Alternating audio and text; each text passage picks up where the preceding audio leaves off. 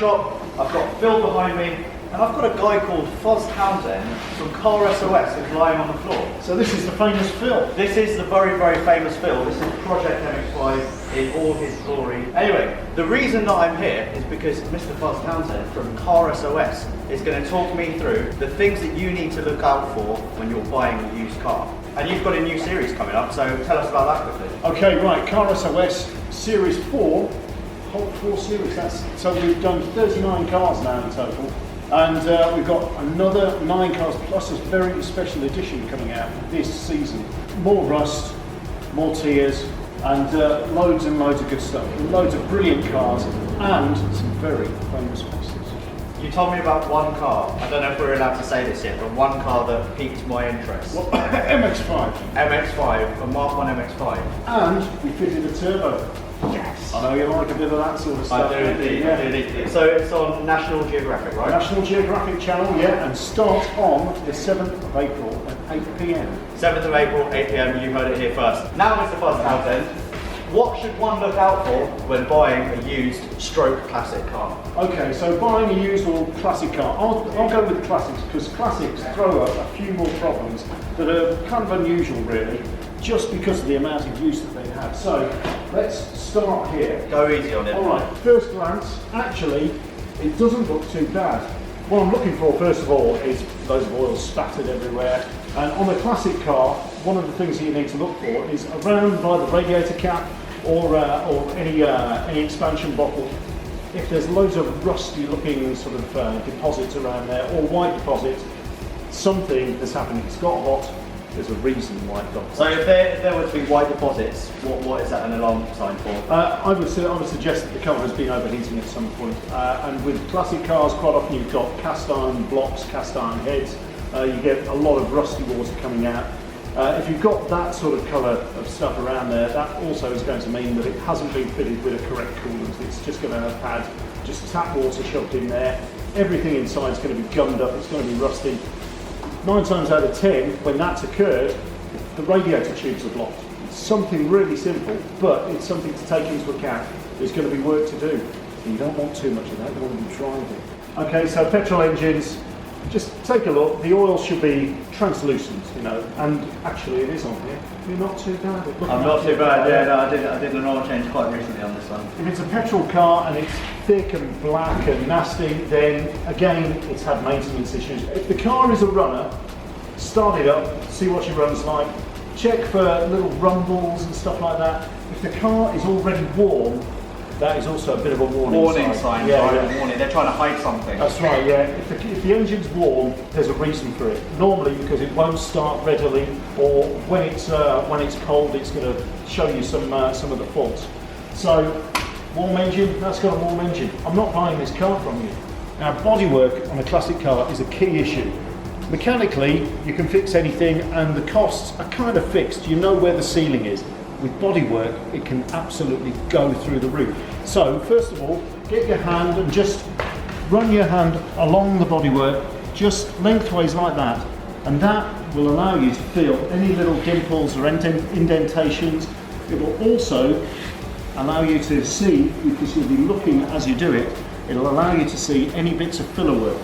And I'm glad to say, there's no filler on this bonnet, but that's a bonnet. You need to go all around the car. Take your time with this. Go around the wheel arches, check everything out. Now, I can feel a few little dents and ripples here. That's not necessarily a bad thing. There are no jagged edges underneath here, which is a good start, but go further underneath, and if it doesn't have a wheel arch liner, as many classic cars don't have, you might be able to feel up at about this level. There may be evidence of wheel arch repairs that have been done before, and you need to ascertain how good those have been, because what can happen is gradually, if it's got a raw weld with filler over it, it'll gradually bubble through. Now, a key part on most classic cars, especially if they're of monocoque construction, is to check to see if the sills have been replaced. Now, quite often, if the sill has been bodged, what will happen is people will replace the bit that's visible and just leave the rotten bits that are hidden just behind the wings here. Now, it's very difficult to ascertain whether that's the case, but get your fingers underneath, see what you can find. If there's rust here, yet the rest of the sill is absolutely fine, I would suggest that a bodge repair has been done. I can see a little bit of filler here. Come and have a look here. Now this is the kind of thing that we're looking for. We can see here the line of the sill and then this closing panel here, and you can see there's filler in there. Now I would suggest that that would mean that there's been a little bit of rot down there, repairs have been made, so expect to actually have to get into that at some time in the near future. The car might still be drivable, but if you're looking for something that's absolute perfection, this kind of thing is what you don't want to see. Again, look around the arches, use your hand to feel along here. Now, I can see that this has actually had some work here. There's bits of filler work. I can feel lots of lumps and bumps. It's very rare that anything that has been filled is actually going to be perfectly smooth unless a real expert has done it. Now, this is fine. This is a work in repair. It's probably had a little knock in there or maybe a little bit of rot. But again, check around the wheel arches, because if this feels really thick and solid, rather than it just being a curved in little piece of sheet steel, then of course what's going to happen there is there's going to be lots of filler. And generally speaking, if you give that a good knock, a big chunk of filler is going to fall out and your day's going to be ruined. Now you can see different textures here. Check out how the light hits the paintwork. Here I can see original paint on the boot lid, but yet here on this rear wing I can see it's kind of mottled and that's obviously had some sort of home repairs at some time. Perfectly serviceable, but if you're looking for an absolute show car, you don't want to see that. Check the sills and check any seams that you can see down there. If you can see any signs that these have been cut out and repaired, again, you need to know whether it's been done properly. If it hasn't been done properly, you could be in trouble. This whole thing could sag down. This is the strength. You don't want to lose any strength there. Check at the bottoms of the doors, not just on the flat panel at the bottom, but on these little seams where the outer door skin wraps around. Again, I can see a little bit of filler in this sill here. I would suspect, again, this has seen some work. Let's face it, this car is best part of quarter of a century old. It's going to have had some work. Has it been done properly? That's what you need to know. If you're not sure, just walk and look for a better car. Look around the arch again. Now, what happens here is water gets in behind the seal, and there you go. You've got a nice rusty bit in there. In order to repair this kind of damage, you're going to have to get the screen out, get the rubbers out, and essentially get this back to bare metal and then weld in new little patches. It's not an easy job. So again, if you're having that done professionally, it's going to cost. It's going to take quite a few hours to sort all that out again. And then of course, you're going to have to replace the windscreen rubber, and also if you're really unlucky, you're going to crack the screen getting it out or putting it back in. I sometimes do. Bit more expense. So let's take a look in the boot, because there are always one or two telltale signs here. In the boot corners, check to see that there's no rusty little seams, and also check to see whether anything has been into the back and so it's had repairs, because that could mean that the car has been in an accident. You want to make sure that the car's straight. Take the spare wheel out. Hey, look at this spare wheel. Yeah. Let's. I don't want to talk about that. That wasn't supposed to be there. Let's just leave that there. If the spare tyre looks like that, that car has been absolutely ragged to within an inch of its life. That is absolutely shocking. Lift up the boot carpet, checking the boot floor, checking the wheel well. You see this stuff? This is great at holding moisture.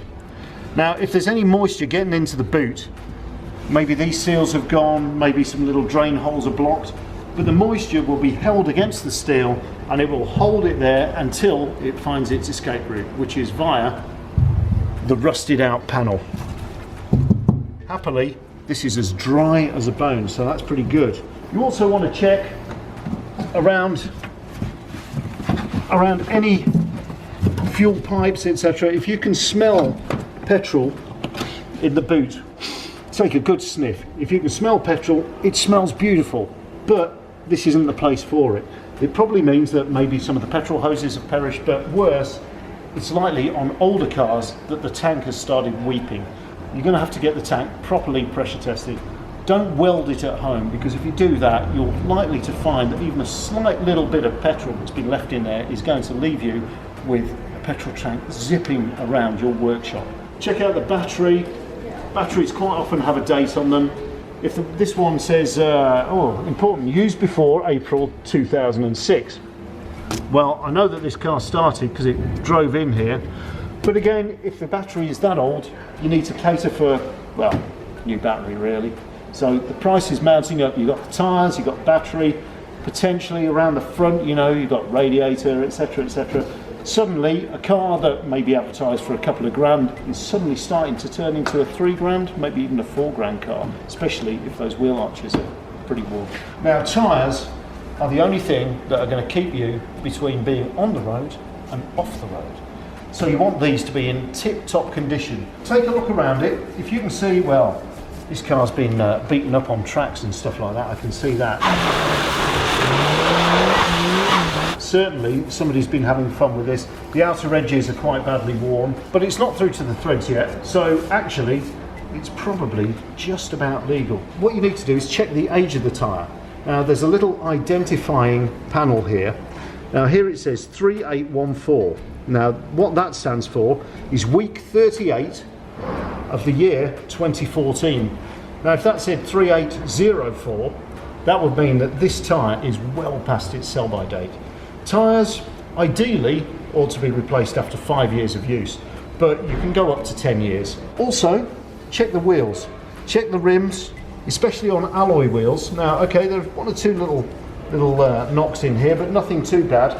But on alloy wheels, you want to be checking where the spoke areas are here, because if it's had any severe side impact, you can expect to see little cracks there. And similarly, on larger cars, people fit 4x4s with really spindly alloy wheels now, and as soon as they hit a good old bump, what happens is the rims can crack.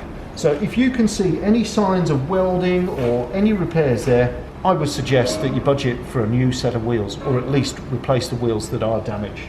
Check out uneven tyre wear. Now, you can get uneven tyre wear around the rear as well, but you're more likely to see it at the front. If you have loads of tread on the inside here and nothing on the outside, then something is amiss. What it means is that this wheel is actually scrubbing inwards like that, so it's almost as if it's turning in like that, so it's taken off this edge. Now that could just be down to poorly aligned steering, so the tracking could be out, but it could also be an indication of suspension joints actually being worn. So ideally, if it's available, if you ask the owner of the car who's selling it to jack it up, and you can get the wheel at the top and bottom and give it a good wobble, see if you can feel any clunks or anything amiss there, because that means that you've got suspension joint problems. Bodywork, it can turn out to be massive. If I wanted to turn this car into an absolute minter, I'd be spending 150 hours on this body. That's a lot of money. 150 times, say an average body shop price, maybe 50 quid, so it's 7,500 quid. Suddenly, the bargain car becomes a right ropey monster that is going to munch away your salary in double quick time. So this is the moment of truth. This is the moment when Mr. Fuzz Townshend requires that the engine is started. Yeah. Now, Phil's taken quite a beating recently, so if he's a little bit hesitant, then just give him a chance. Remember, he's an old man.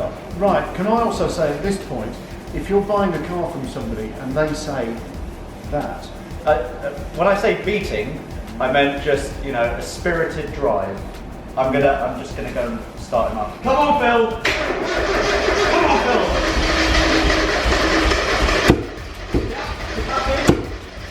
Come on, Phil! Wait. Yeah. It's coming! Come on, Phil! You know that if the owner is having trouble starting it, and he or she has owned it for a number of years, when you get it home, you're going to have no chance. So, as a potential buyer of this motor vehicle, I would say to you that the conditions in the workshop aren't right for a classic vehicle like this. So the ambience, the humidity, there's too much humidity in here.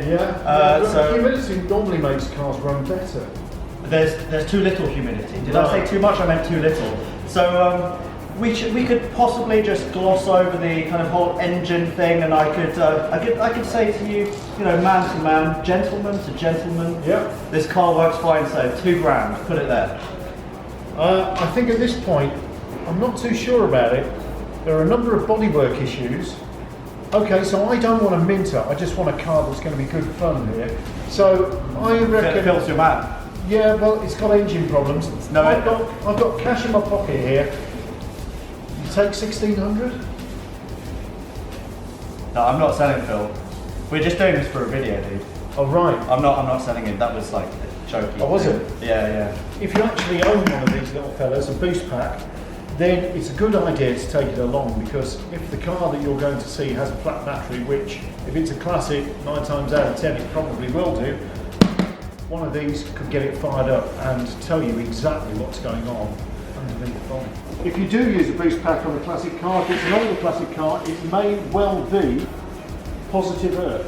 So don't assume that the lead that's going up to the body is necessarily the negative. It could be the other way around. So always look at the battery terminals, look at the battery and just check to make sure that you've got the boost pack on the correct way around.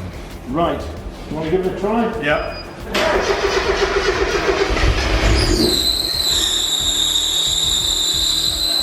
Okay, so let's just take a look under here. The engine note may change at this point. Now, I can feel a little bit of pressure, but it's not too bad. So if I take my glove off, I can do a little visual demonstration here. Okay, so in fact, it's pulling in, so that's good. If the glove puffed out and waved at me, then that would be a bad sign. That would mean that there's pressure coming back through the top of the engine, which would indicate wear inside there. Now, at the moment, little tweak on the accelerator, listen for any rumbles, any clattering, any little rattles and knocks. That's all right. Okay, so it's running a little bit temperamentally at the moment, but all in all, I'm okay with this engine. There are no undue noises coming from anywhere.